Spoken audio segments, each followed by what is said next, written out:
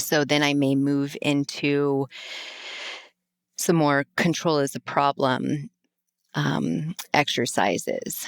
So again, to help with the experiential component of it. I don't want the client to just believe what I'm saying. I want them to experience it for themselves. So I may say something like, let's imagine that I have $1 million.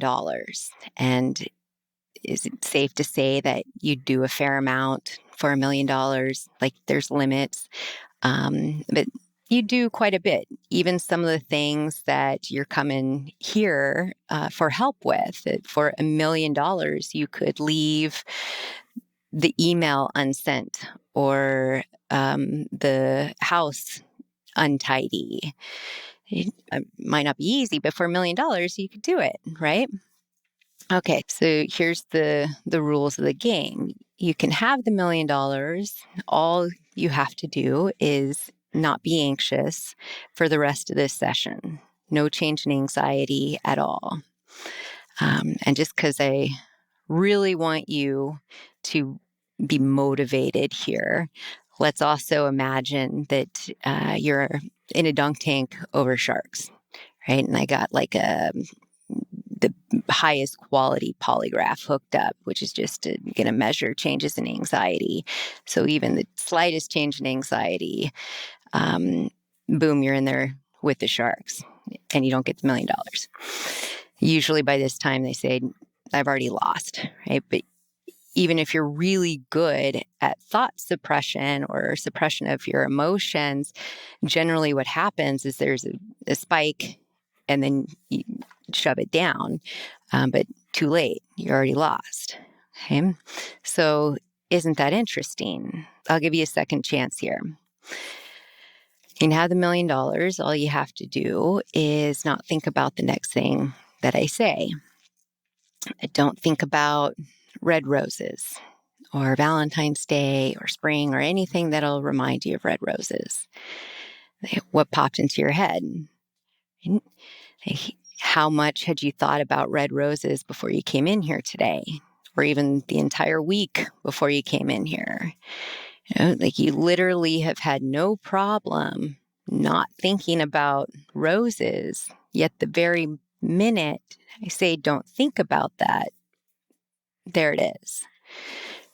And this is kind of a silly example, but how often outside of here are you walking around with thoughts like, don't think about what my neighbor thinks about my parenting. Don't worry about what my boss is going to think of this product. And then there it is. So something just seems to work differently here. So last example. You can have the $1 million. All you have to do is fall madly and deeply in love with the next person that you meet when you walk out of here. Like, could you do it? You couldn't do it. Now, if you wanted to convince me that you were in love, you may tell me you were in love. You may tell the person you're in love. You act affectionately, etc. But it's worth noticing that those are all actions that you can take. But to make those honest to goodness feelings be there, you couldn't do it. So it just seems like the rules of the game are different. That you would do a lot for $1 million, but when it's important to not have a feeling, you couldn't not have a feeling. When it's important to not have a thought, you couldn't make a thought not be there. And when it's important to create a feeling, you couldn't make that be there. It just seems like it works differently when it comes to the world within.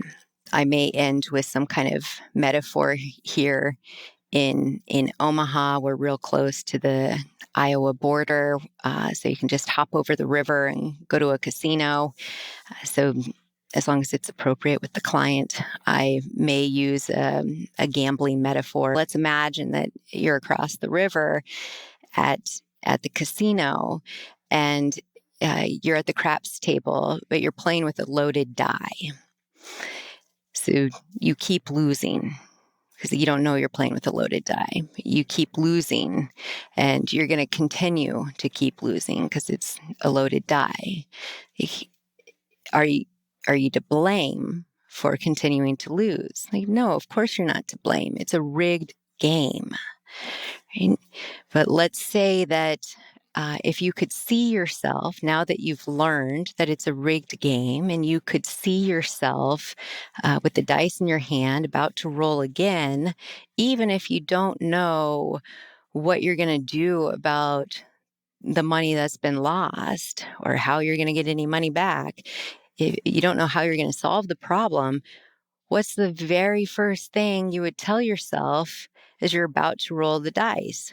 Like, don't roll, put them down, step away from the table, right? Perhaps this in therapy is kind of like that this has been a rigged game trying to get rid of the anxiety. And even if you don't know what the new approach is going to be, the very first thing that we can start to do here is to learn when you've picked up the dice and to learn to set them down. And there's several other metaphors that you can use here.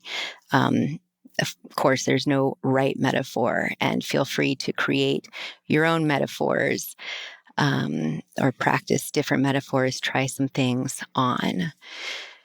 And then I may send Jane home during these early sessions to just track what she's doing, to track when anxiety arises. So, what's going on? What's the situation? The antecedent, if you will. What was the thought, the feeling, the sensation that arose? What did you do when it arose? And how well did that work in the short term? How well did that work in the long term? And were there any costs with that approach? Just to help really solidify this concept.